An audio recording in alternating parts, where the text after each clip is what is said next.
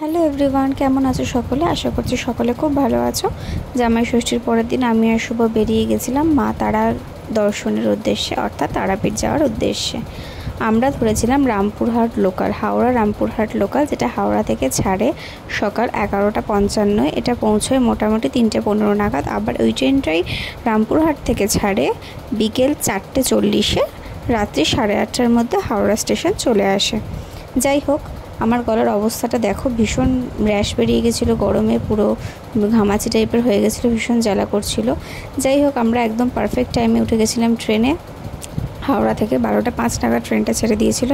সুন্দর দৃশ্য দেখতে দেখতে চলে এসেছিলাম শান্তিনিকেতনে। শান্তিনিকেতন পেরিয়ে আবার চলে যাচ্ছিলাম রামপুরহাটের উদ্দেশ্যে। জানলার ধারে সিট পেয়েছিলাম, তো সুন্দরভাবে ভিডিও করতে পেরেছি। আর প্রাকৃতিক দৃশ্য দেখতে কারই না ভাল লাগে। আমরা মোটামুটি 3:30 নাগাদ পৌঁছে গেছিলাম রামপুরহাট স্টেশনে। স্টেশনটা বেশ সুন্দর, খুবই ভালো লাগছিল দেখে। স্টেশন থেকে আমরা এই শেয়ার গাড়িগুলো করে চলে গেছিলাম হোটেলের উদ্দেশ্যে। এখানে আমরা যে হোটেল, সুকুমারদা বলে একজন আছে, ওনার নাম্বার আমি দিয়ে দিচ্ছি স্ক্রিনে।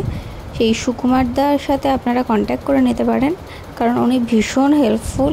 আর আমরা যে হোটেলটায় ছিলাম যথেষ্ট পরিষ্কার পরিচ্ছন্ন। আর গরমকালে আমরা গেছিলাম জুন মাসের 13 তারিখ, তো সেই সময় মোটামুটি আমরা 850 টাকার মধ্যে এসি রুম পেয়েছিলাম। আর মন্দিরের খুব কাছেই ছিল হোটেলটা, ব্রিজে ওঠার মুখে বাঁদিকে গলিতে ঢুকে। আর বেরিয়ে সব রকম খাবারের হোটেল ছিল, তো প্রবলেম হয়নি। যাই হোক, শেয়ার গাড়ি করে যেতে যেতে আমরা দুধারের প্রাকৃতিক সৌন্দর্য উপভোগ করতে করতে যাচ্ছিলাম। আর ঢুকে পড়েছিলাম আমরা তারাপীঠের মধ্যে। এই ছিল আমাদের হোটেলের, এটা খুব গ্যাঞ্জাম ছিল জায়গাটা একটু, কিন্তু হোটেলের রুম কিন্তু যথেষ্ট পরিষ্কার ছিল। গিয়ে চান করে ফ্রেশ হয়ে আমরা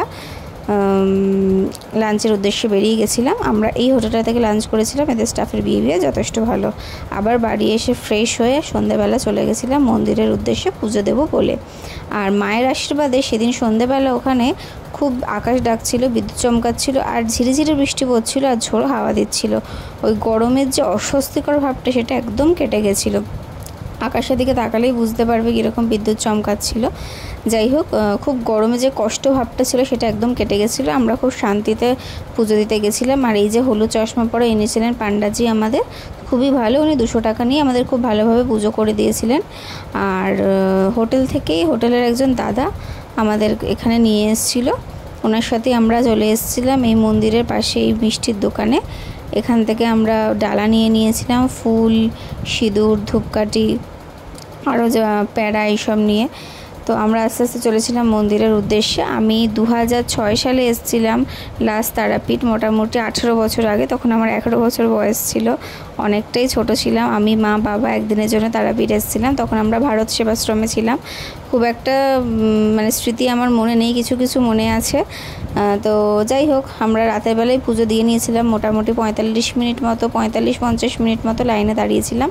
খুব বেশিক্ষণ দাঁড়াতে হয়নি। দিনের বেলা এই কারণে অ্যাভয়েড করলাম, কারণ দিনের বেলার প্রচণ্ড রোদ, গরম, আর লাইনও নাকি প্রচুর পড়ে, 2-3 ঘন্টা 4 ঘন্টা দাঁড়াতে হয়।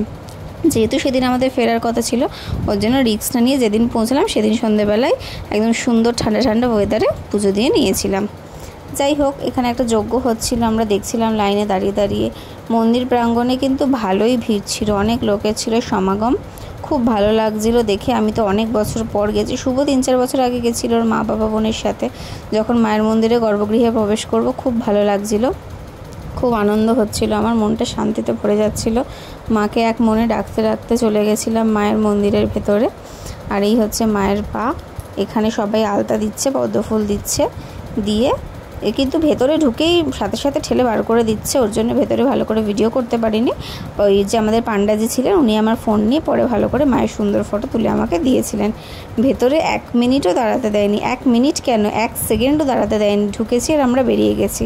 যাই হোক, পুজো দেওয়া হয়ে যাওয়ার পর মন্দিরের চারপাশটা একটু ভালো করে ঘুরে নিয়েছিলাম, কয়েকটা ফটোও আমরা তুলে নিয়েছিলাম। ব্যাস, মায়ের উদ্দেশ্যে পুজো দেওয়া কমপ্লিট হয়ে গেল। পরের দিন সকালে উঠে রেডি হয়ে আমরা বেরিয়ে পড়েছিলাম একটু মার্কেটটা ঘুরবো বলে। বেরিয়ে খুব খিদে পেয়েছিল বলে আগে জলখাবার খেয়ে নিয়েছিলাম। রাতের মার্কেটের লুকসটা একদম আলাদা ছিল, দিনের বেলা একদম আলাদা। আর আগের দিন রাতের বেলা শ্মশানের অন্ধকার ছিল, প্রচুর আলো ছিল না, সেরকম ভালো করে দেখতে পাইনি বলে ওকে বললাম চলো একটু শ্মশানের চারপাশটা ঘুরে আসি, আবার কবে আসবো।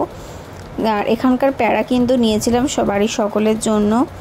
আর আমার কিন্তু মিষ্টি সাদা যে প্যারাটা চিনি দেওয়া সেটাই আমার খেতে বেশি ভালো লেগেছিলো।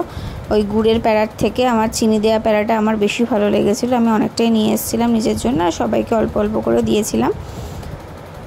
যাই হোক, এই যে শ্মশানের এখানটা আমরা দিনের বেলাতেই এলাম। আগে রাতেতে এসেছিলাম, কিন্তু এতই অন্ধকার সেরকমভাবে কিছু দেখতে পাইনি।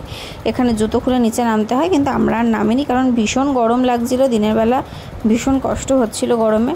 আর আমাদের ট্রেন ধরারও ব্যাপার ছিল, 12টায় রুম ছাড়ার ব্যাপার ছিল। ওর জন্য এলাম চলো গিয়ে চান টান করে ফ্রেশ হয়ে আমরা একটু রেস্ট নিয়ে বেরিয়ে পড়বো। সেই জন্য আমরা তাড়াতাড়ি চলে গেছিলাম আবার হোটেলের উদ্দেশ্যে। হোটেলে এসে আমি খেয়ে নিয়েছিলাম এই প্যারাটা। স্বাদ যেন এখনও মুখে লেগে আছে। যাই হোক, 12টা 15 নাগাদ আমরা রুম ছেড়ে তারাপীঠকে টাটা বলে, মাকে টাটা বলে আবার আসবো বলে উদ্দেশ্যে রওনা হলাম রামপুরহাট স্টেশনের উদ্দেশ্যে। এসে আমরা খেয়ে নিলাম লাঞ্চ।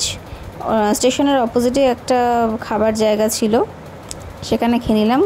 মোটামুটি ভালোই খাবার, খারাপ না। 120 টাকা করে প্লেট পড়েছিল মনে হয় চিকেনের, আর ভেজ 70 টাকা। আর এসে আমাদের 3 ঘন্টা ওয়েট করতে হয়েছিল ওয়েটিং রুমে। এখানে এসি রুম ছিল, ওয়েটিং রুম 1 ঘন্টায় 10 টাকা পার হেড। আমরা পাশে ওয়াশরুম ছিল, কোনো রকম প্রবলেম হয়নি। আমরা 1:30 থেকে 4:20 অবধি এসি রুমে বসে বসে সময় কাটিয়ে দিয়েছিলাম, কারণ আমাদের 4:40-এ ট্রেন ছিল। ট্রেনে উঠে এই কাকুটার থেকে শুভ হেড মাসাজ নিয়েছিল, কারণ ও যখন 3-4 বছর আগে এসেছিলো এই কাকুটার থেকেই নাকি ও মাসাজ করেছিল। ও হঠাৎ করে আবার দেখতে পেয়ে গেছিলো ওনাকে 3-4 বছর পর, তো উনি আবার মানে শুভকে ভালো করে মাসাজ করে দিলেন। মোটামুটি 10-15 মিনিট করে উনি 100 টাকা নিলেন। ঠিকই আছে, শুভ বললো অনেকটাই বেশ রিলিফ লাগলো, বেশ ভালো লাগলো, আরাম লাগলো। যাই হোক, তারাপীঠের ভ্রমণ আমাদের শেষ। একদিনের ট্যুরের জন্য মোটামুটি হালকার ওপর ভালোই গেল। ভিডিওটা তোমাদের কেমন লাগলো অবশ্যই জানিও। দেখা হচ্ছে নতুন ভিডিওতে খুব তাড়াতাড়ি। ততক্ষণের জন্য টাটা।